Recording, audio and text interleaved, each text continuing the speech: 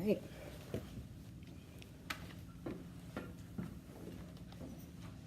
The plantation continues to dominate our image of the Old South. This image is seen in the modern-day antebellum house museum. Stately oaks are draped with Spanish moss, while the smell of flowers fills the air. Tour guides in petticoats lead guests through lavishly decorated rooms and tell secret stories of forbidden romance and gallantry. However, these museums hide a darker history. Plantation and antebellum homes were not staffed by servants or employees, but by slaves. In these museums, tour guides rarely mention slavery, use euphemisms, and leave the dwellings of former slaves out of the tour. The tour guides are not intentionally misinforming their guests, but lack enough information about the experience of slaves at their sites and are misinformed by misconceptions about slavery. Tour scripts mention slavery in passing, with further questions directed to a small, self-guided tour of a small room with posters.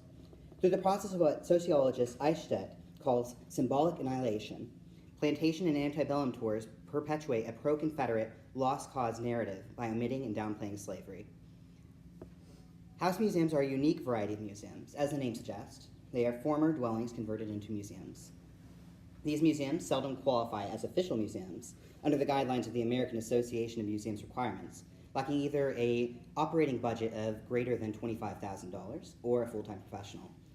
Many of these museums have limited staff, with local volunteers and part-time docents providing most services. Unlike an institution like the Smithsonian, they have limited resources and funding. As these museums are small and local, they run the risk of presenting false historical information, especially in the context of something as controversial as the Civil War and American slavery. Antebellum homes, in particular, are commonly turned into small museums. They usually focus on local, family, and individual life as compared to the grand scope of more formal museums. Around 400 plantation homes are open for tours within the United States, mainly in the South, and they operate with very few guests, and the guests that do tour such museums are often aficionados of plantation culture. While an African-American visitor might feel as if they are visiting a location in the spirit of a visitor to Dachau or Wounded Knee, they instead receive the experience of visiting the home of a tasteful Southern movie star. One might expect that institutions that saw thousands toil under the burdens of chattel slavery to be gloomy places, but instead, travel guides describe them as delightful family outings and an entertaining way of discovering historical roots. The testimonials page for Oak Alley, one such museum, has visitors describing the house as this delightful piece of paradise. These museums attempt to represent an authentic version of life in the pre-Civil War South. However, to a general population not well versed in the history of slavery and plantation culture, authenticity often means hoop skirts and mint juleps, not cotton whips. The beautiful garden is an essential element. Oak trees are well loved. Sites that do not have oaks will even plant them. Attached restaurants showcase Southern hospitality by serving period fare. Tours and souvenirs turn these museums into places of consumption, where the relics of slavery are goods to be purchased and made safe. Docents are frequently white women in period wear. Also, the service staff who run the restaurants and clean the kitchens are often African Americans, sometimes even descendants of the slaves who worked the slave plantation. By presenting this Disney-fied version of the Civil War and the antebellum South, these museums unconsciously propagate a series of beliefs that make up the Lost Cause mythos.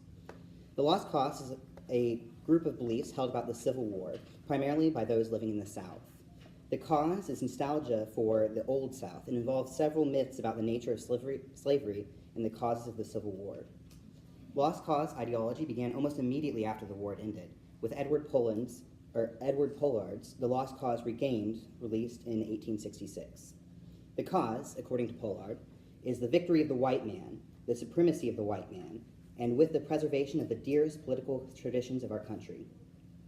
In the mythos of the Lost Cause, the institution of slavery is considered benign and even beneficial for slaves, as well as their paternalistic masters. An essential element to the Lost Cause is the idea that slavery was beneficial. Pollard believed that slavery as an institution carried the Negro to a higher civilization than any agency ever applied to him. This argument is also explicit in The South is Right, as well as I'll Take My Stand, two works of Lost Cause literature. In I'll Take My Stand, slavery gave blacks an acknowledged, if limited and humble place, according to essayist Robert Penn Warren. While this argument is watered down in its more recent incarnations, more egregious examples of this belief appear in the news. A member of the Arkansas state legislature John Hubbard, caused political controversy in 2011 when he argued that while slavery was evil, it allowed many people who would have otherwise spent their entire lives in the heat, hunger, and genocide of sub-Saharan Africa to eventually become American citizens. Another prevalent idea is in the lost cause mythos is the idea that the institution of slavery would have organically decayed had the South been left to its own devices. Slavery in the South was a self-sustaining institution. Rates of natural reproduction allowed slavery to continue even after the importation of slaves was banned. Producing cotton and sugar, the primary exports of the South, required limiting processing and could be shipped off to Great Britain. Free labor displaced the need for workers, and so the South did not industrialize. Thus, the South lacked the economic infrastructure needed to create a society independent of slavery. These plantations were often dilapidated after the Civil War. Restoration of many of these museums began in the 60s and 70s, contemporary with the Civil Rights Movement. As a reaction to African Americans gaining more rights, there is often a new interest in heritage. Oak Alley was one of the first such museums to be restored, with restoration efforts beginning in the 1920s. Condé Charlotte was renovated and opened as a museum in 1961. Oakley spent time in private hands before being renovated in the 1970s. Another museum, San Francisco, was also renovated in 1975 after being purchased by an oil company. Nottoway saw restorative efforts begin in the 1980s. Very few of these plantations operated as museums in the beginning half of the 20th century. Because nonprofit house museums are small, underfunded, and usually staffed by volunteers, they are especially at risk for inadvertently propagating the lost cause narrative. These ideas are often unconsciously accepted as part of a mainstream idea of the Civil War. And without a professional historian on staff, it is easy for these ideas to slip into a tour. These museums create a sense of place that, while historical, seems removed from the world of history. They become places to consume, to be toured and married at, and lose their sense of historical identity.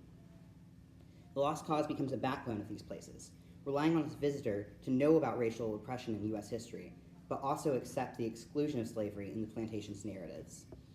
Rarely do slave dwellings show up on a plantation tour, a glaring absence that serves to erase slavery.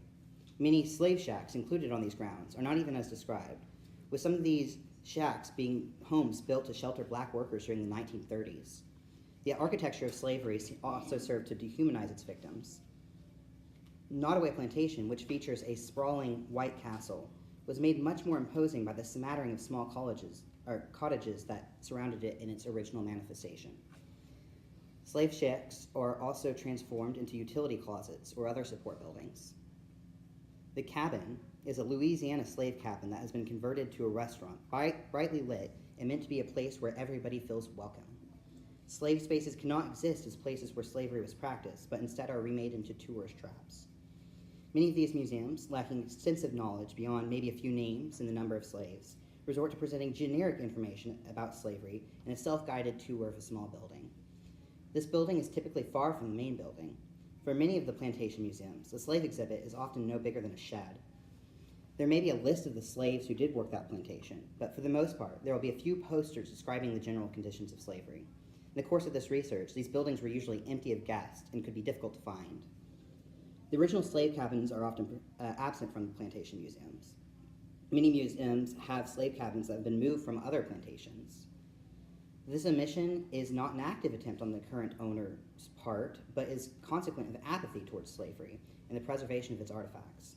Despite thousands of these cabins existing before the Civil War, many states might have as few as 6 surviving. Only a quarter of museum sites have preserved slave quarters on their property due to a lack of preservation efforts and the impermanence of the material used. Those that do survive may not even be representative of the usual living spaces of a slave in the antebellum South, as their survival indicates sturdier construction than was typical. San Francisco's slave quarters are long gone, swallowed up by the Mississippi. Whitney Plantation, which continued to function as a sugar plantation well into the 1970s, had its destroyed to make room for sugar machinery.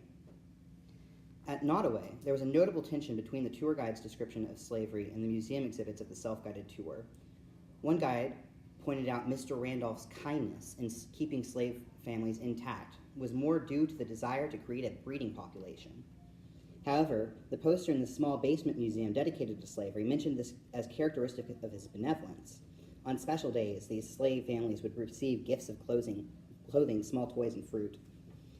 While slave masters certainly did allow their slaves to enjoy time off and celebrate holidays with the family, by omitting the cruelties engendered upon them during the rest of the time, the museum fails to remind us that market paternalism also wore an iron mask. Many of these museums use euphemisms to describe the condition of slavery. By calling slaves servants or workers, museums trivialize their experiences. At Nottoway, they describe a servant bell call system as an innovative feature of the museum, alongside features such as modern plumbing and gas lighting. Even descriptions of the post-war period are euphemism.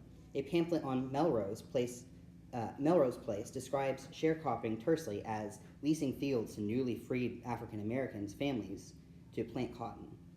Even describing the slaves of a plantation as these slaves in the context of a tour serves to generalize them, to annihilate their identity in a collective. Slave, if it is used, refers to field slaves rather than house slaves.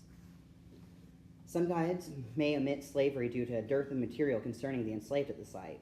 Whitney draws heavily from WPA's slave narratives, but many other museums must rely on local documents. The research done at Whitney is so thorough that museum historians have been able to trace slave heritage back down to individual countries in Africa. Acknowledgement of slavery is often limited to an inventory of slaves held at the plantation for a specific year, which may be the only documentation of the existence of these individuals. With only first names listed, it may be difficult to track down the individuals in their post-emancipation lives. However, as it stands, by presenting the slave as a simple list of names, these institutions further commoditize them. At San Francisco, for example, there is more information available about the furnishing of the home than there is about the individuals who labored there. The bulk of information about the lives of slaves is compiled in the WPA slave narratives collected during the Great Depression. However, there's evidence that some narratives were lost or destroyed intentionally, especially in Mississippi. Slave narratives also show some irregularities. While there's evidence that 83 former slaves were interviewed in Louisiana, these appear to be lost. The interviews which Whitney Plantation builds its tour from are from individuals who were living in Texas, Mississippi, or Alabama by the 1930s. Without a compilation of Louisiana interviews, it is difficult to gather more information about the slaves who lived at a given plantation. Modern plantation museums face little engagement with the African American community. Despite both states comprised of a third African Americans, many plantations in Louisiana and Mississippi see limited visits from African American tourists. Almost 90% of the visitors to these plantations identify as white. When Oak Alley chose to rebuild its slave campus for an exhibit in 2011, the idea of inviting involvement from local African American communities was shot down out of fear of political controversy, despite many descendants of the very slaves represented living nearby. This refusal to engage serves to communicate to African Americans that the Civil War is a story for white people, acted out by white people on white people's terms. And this message seems loud and clear to black tourists. During visits to 7 museums across the Louisiana, Alabama, and Mississippi tri-state area, only Whitney Plantation had any black visitors. Plantation museums served to alienate African Americans from their own heritage. In the words of a local black history professor, Jesus coming down off the cross couldn't get me to stay in some gentrified slave cabin with a jacuzzi in it. Some museums have made active strides to correct the record on slavery. The experience at Whitney draws heavily from WPA's slave narratives and gives minimal regard to the family that owned the plantation. The Laura House was a Creole-built plantation that serves to celebrate the heritage of people of mixed race. While some museums make strides in showcasing the experience of African American slaves, the best outcome seems to be to thoroughly make black history part of mainstream history, to make the story of the other half an integral part of every story at every site, as museums in the Northeast have strove to do. While a lack of information may hide the other half, these locations still have fascinating stories to tell about the enslaved.